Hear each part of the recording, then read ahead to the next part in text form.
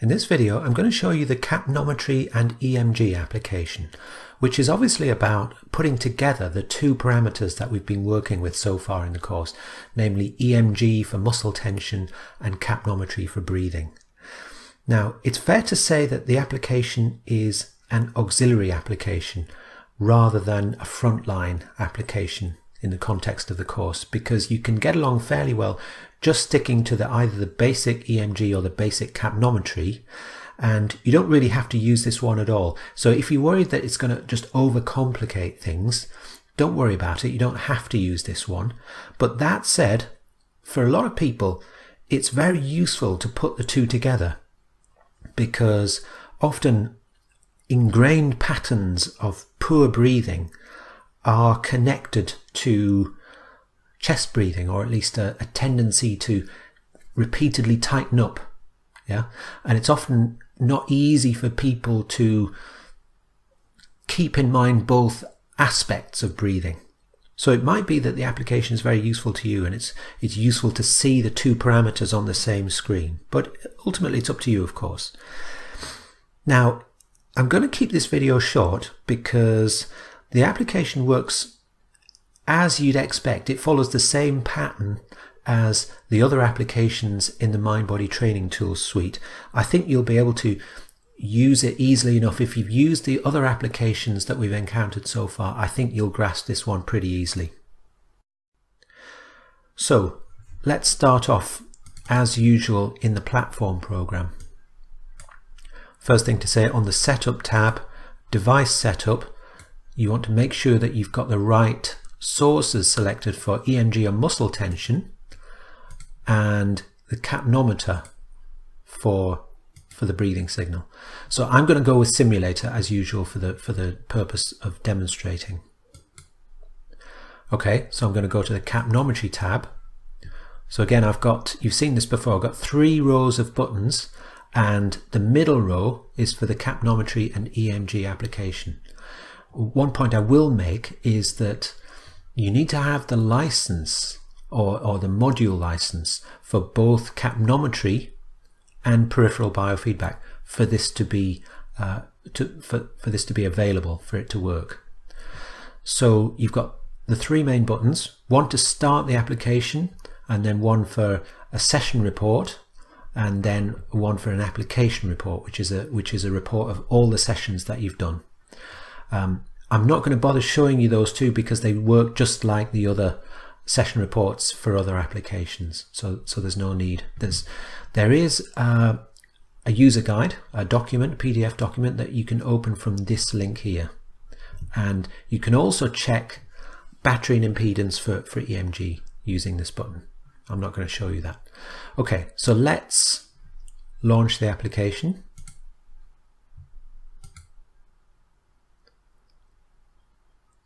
Takes a few seconds to start.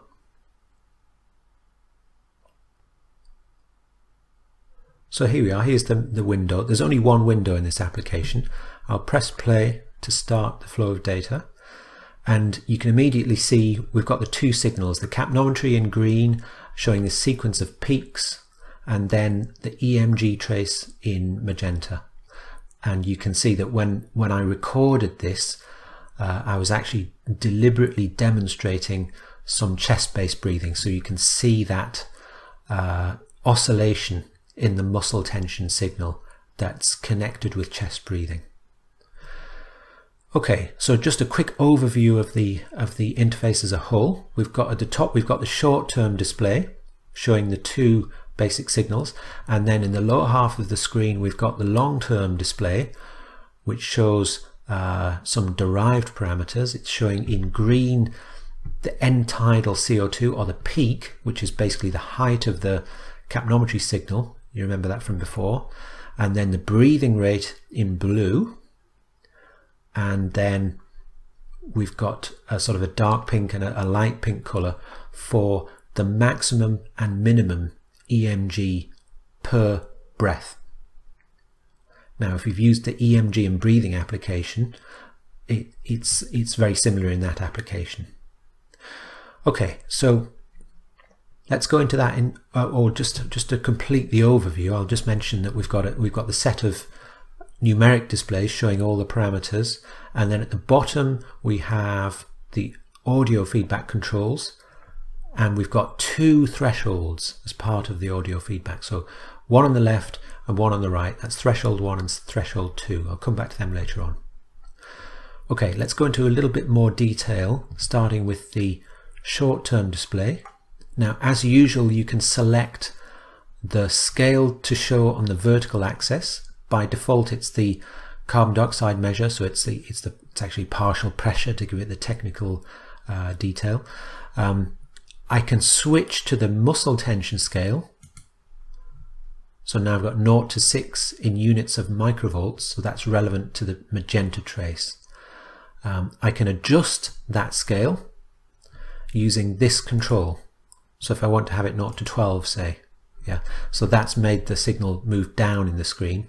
Or I can get more sensitive by making it 0 to 4. Going back to the green trace, the scale is fixed for the carbon dioxide trace. It's 0 to 50. We've got the dotted yellow line, which anything below 35 is overbreathing. I can drag that if I want. There's not too much point in doing that. Okay, let's move on to the long-term display.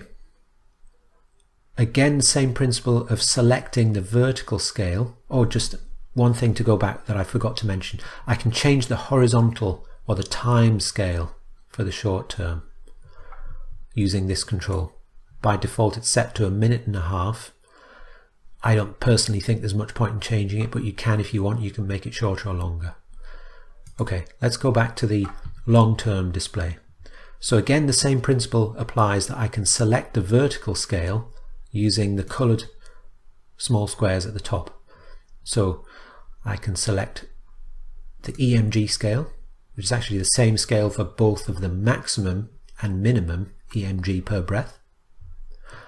Or I can select the breath scale. At the moment that's set 0 to 20. Or I can select the end tidal scale, currently set to 20 to 50. Okay, now I can change those scales. So for example, the end tidal CO2, the scale is set by this control combo box. All this row of controls is about these combo boxes pertain to the long-term display. So I can change that. I can change the breathing rate scale or the EMG scale or the horizontal or the time scale for the long-term display. Okay, let's say a little bit about audio feedback. So I've got two forms. I've got MIDI and threshold. They work as you'd expect if you've worked with the MIDI in the other applications. It's just playing a musical note whose pitch feeds back the parameter that you're choosing, and you can choose. This control selects what parameter to feed back through MIDI. So it can be end tidal CO2 or breathing rate or minimum maximum EMG.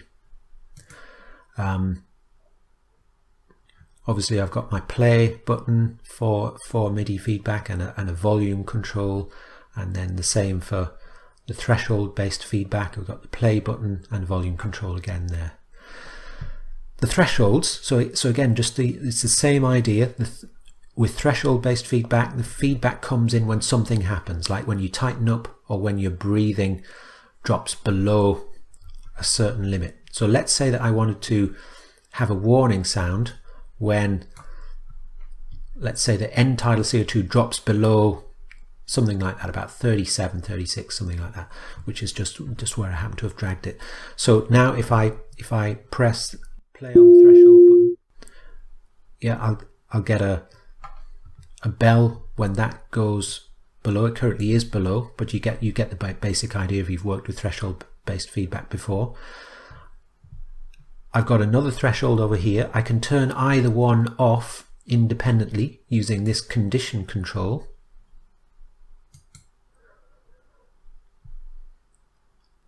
What else is there to say? I can select the parameter for the threshold using that control, either end tidal CO2 or breathing rate, or over here the the EMG parameters.